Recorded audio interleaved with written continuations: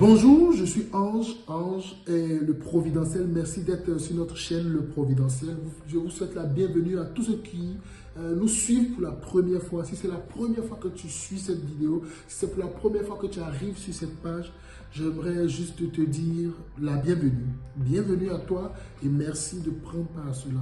Nous sommes ici, nous parlons des choses qui vont bouger le monde. Nous parlons des choses qu'on ne nous dit pas dans nos églises.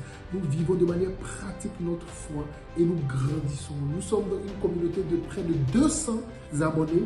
Oui, près de 200 abonnés en un mois. C'est la grâce de Dieu. Et nous allons encore grandissant. Et nous te souhaitons la bienvenue. Merci d'être là. Bonjour. Question. Comment être sauvé? Comment faire pour être réellement sauvé? Suis-je réellement sauvé?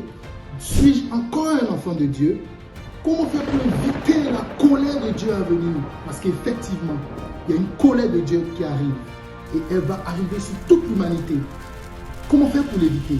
Si toi aussi tu te poses ces questions, alors je t'invite à commencer à t'abonner. Je t'invite à commencer à me suivre sur tous mes réseaux sociaux, que ce soit Facebook, Instagram, YouTube, TikTok et je ne sais quel autre réseau qui existe. Commence à me suivre. Oui, je suis le Providentiel et je vais commencer à tout dévoiler. Je te dévoile tout ce dont tu as besoin pour ne pas rater le dernier tournant, pour ne pas rater ce tournant. C'est sur mes différents réseaux sociaux que ça va se passer. À partir du 5 janvier, je te dévoile tout. Tout cela que ton pasteur, ton imam, ton curé, ton prêtre t'a caché pendant toutes ces années. Je te dévoile tout. Et si tu as des questions, tu pourrais même les mettre en commentaire parce que je suis venu pour tout dévoiler. Et cela seulement à partir du 5 janvier. Oui, le 5 janvier 2024, je commence à tout te dévoiler. Commence à t'enregistrer, commence à suivre, commence à commenter, commence à t'abonner pour ne plus rien rater. Et on se retrouve de l'autre côté. Shalom. La vérité que tu dois connaître absolument si tu veux faire partie des élus, si tu veux être véritablement enlevé, si tu veux véritablement connaître ce que la Bible appelle le paradis, ce que la religion appelle le paradis, ce que, oui, ta foi te demande de faire. Tu veux la connaître, alors c'est sur cette chaîne. Cette chaîne, on va tout tirer, on va te donner les capacités, on va t'enseigner des choses pour te permettre de dompter la nature du péché, pour te permettre de te séparer totalement. Si j'allais dans la direction sud de ma vie de péché, alors je me retourne et je prends la direction opposée, savoir le nord. Je prends la décision, une décision faible et catégorique, de me débarrasser de tout cela que Dieu va pointer dans ma vie comme péché et dont j'ai moi-même conscience que ce sont des péchés dans ma vie et je m'en détourne de manière totale et radicale. Mais le souci avec plusieurs, c'est qu'ils veulent obtenir un véritable pardon de la part de Dieu, mais restent attachés à leur vie ancienne, à leur péché, à leur relation ancienne. Leur relation de péché blesse le cœur de Dieu. Et je peux t'assurer que Satan est en train de se battre pour s'assurer que 70% des gens de nos communautés aujourd'hui sont dans cette situation. Si c'était ni toi, quelqu'un d'autre que tu connais. Oui.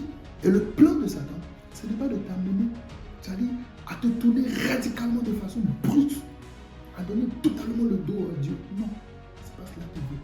Et ce qu'il fait, il t'amène à tourner le dos petit à petit. Tu vois, il t'amène à faire comme ça.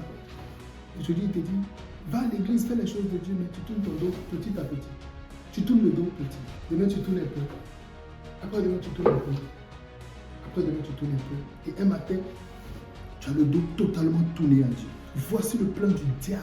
Plutôt, oui, voici le plan du diable. Plutôt. Il ne veut pas que tu donnes le dos totalement à Dieu. Sinon, c'est trop flagrant. Il va t'amener à faire des petits pas. Tu auras tourné un matin totalement le dos à Dieu. Et cela fait de toi un presque chrétien. Le diable est en train de tromper beaucoup de personnes. Il est en train de séduire beaucoup de personnes. Et c'est là les caractéristiques des personnes presque sauvées. Ce sont des gens qui ont des carapaces de chrétienté. Ils savent chanter, ils chantent à l'église, mais ils volent. Ils savent prier même. Ils prient même avant de manger, mais ils trichent. Ils mentent. Oui, le diable a créé cette catégorie de presque chrétiens pour se rassurer que plusieurs personnes périssent en enfer. Ce sont des gens qui aiment Dieu. Ils aiment les choses de Dieu, mais qui trompent leurs femmes, qui forniquent, qui sont impudiques.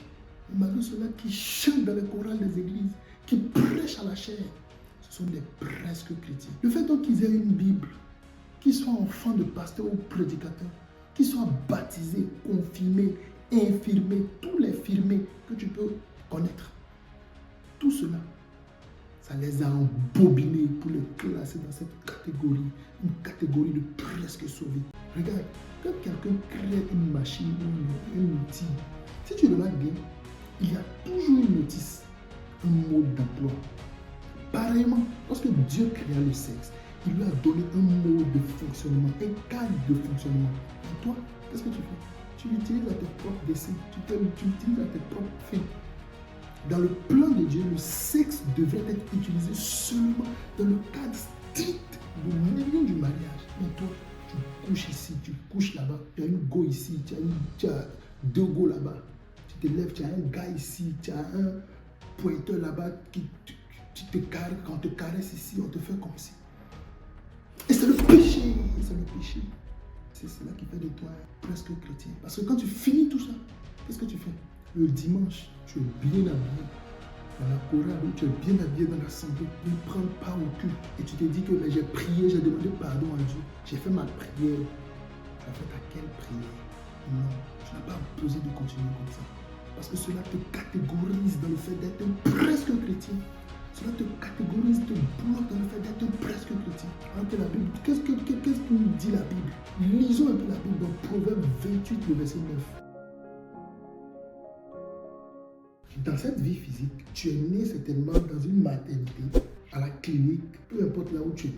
De cette même manière, tu es né également spirituellement. Tu as une identité spirituelle autant que tu as une identité physique. Alors je vais te demander quand est-ce que tu es né spirituellement. Si tu sais quand tu es né spirituellement, mets ta date de naissance spirituelle dans le commentaire. Ça va me rassurer que tu sois né véritablement de nouveau. Mais si ces informations sont floues dans ton esprit ou se mélangent dans ta pensée, alors il se pourrait que tu ne sois pas vraiment né de nouveau. Parce qu'on a tous une date de naissance physique et donc on a une date de naissance spirituelle. Parce que le physique n'est rien d'autre que la copie des choses spirituelles. Donc, si tu veux que Dieu exauce ta prière, il faut d'abord régler ce préalable. Suis-je un enfant de Dieu ou suis-je juste un bénéficiaire des grâces de la faveur de Dieu pour toutes ces créatures? Quel est ton état? Quel est ton cas? Est-ce que tu vas faire quelque chose par rapport à cela? Est-ce que tu vas régler cette histoire une bonne fois pour toutes avec Dieu aujourd'hui, même de manière définitive, pour que tu saches exactement où tu es, que tu te ranges? Jésus est à la fois Seigneur et Sauveur. Et beaucoup ont accepté Jésus Sauveur, mais il n'est pas Seigneur de leur vie. Est-ce que Jésus est Seigneur et Sauveur de ta vie? Ou il est juste Sauveur? Tu l'as accepté pour qu'il te sauve, mais tu es ton propre Seigneur. Tu mènes ta vie comme tu sens. Quel est ton cas? Es-tu né de nouveau? As-tu réellement expérimenté la nouvelle naissance? Est-ce que tu es converti? Est-ce que tu as changé de nature? Est-ce qu'il y a une différence entre toi d'avant et le style de vie que tu avais avant et celui que tu es en train d'arborer aujourd'hui après que tu dis avoir rencontré le Seigneur Jésus? Tu vois, si tu n'arrives pas à répondre de façon concrète à ces questions, alors mon frère, ma soeur, c'est qu'il y a quelque chose qui ne va pas. Peut-être que tu penses avoir rencontré Jésus, mais il se pourrait que ce ne soit pas le cas. Et comme j'ai pour habitude de le dire, peut-être que tu dis que tu as donné ta vie à Jésus, mais Jésus n'a même pas pris. Parce qu'il y a beaucoup qui disent j'ai donné ma vie à Jésus, alors que Jésus n'a jamais pris leur vie. Tu pries, tu as l'impression que Dieu ne t'exauce pas. Souvent même tu te reprends de tes péchés de tes aïeux même. Mais Dieu ne t'exauce toujours pas. Tu vois? Dieu n'a toujours pas envie d'exaucer tes prières parce qu'il voit qu'à la fin, mon cher, c'est toi aussi qui sera glorifié. Dieu veut savoir ce qui te motive, ce qui motive ta prière. Pour d'autres personnes, c'est que ne sont juste pas dans la volonté de Dieu. Alors la question à se poser à ce niveau, de se demander si on est dans la volonté de Dieu. Est-ce qu'au moment de faire une telle récupération, est-ce que Dieu veut cela maintenant? Est-ce que c'est le bon moment? Tu dois donc prier non plus en cherchant ce que toi-même tu désires, mais demander si c'est la volonté de Dieu pour toi et faire cette chose difficile que plusieurs croyants ne font pas, accepter d'abandonner son projet. Ce n'est pas Dieu qui le sait. Alors ça, c'est un problème difficile. Oui, ça se veut très difficile de trouver des personnes qui prient, qui se rendent compte que Dieu n'est pas dans leur projet, n'est pas dans leur prière, n'est pas dans leur plan, qui décident d'accepter. Plusieurs personnes là.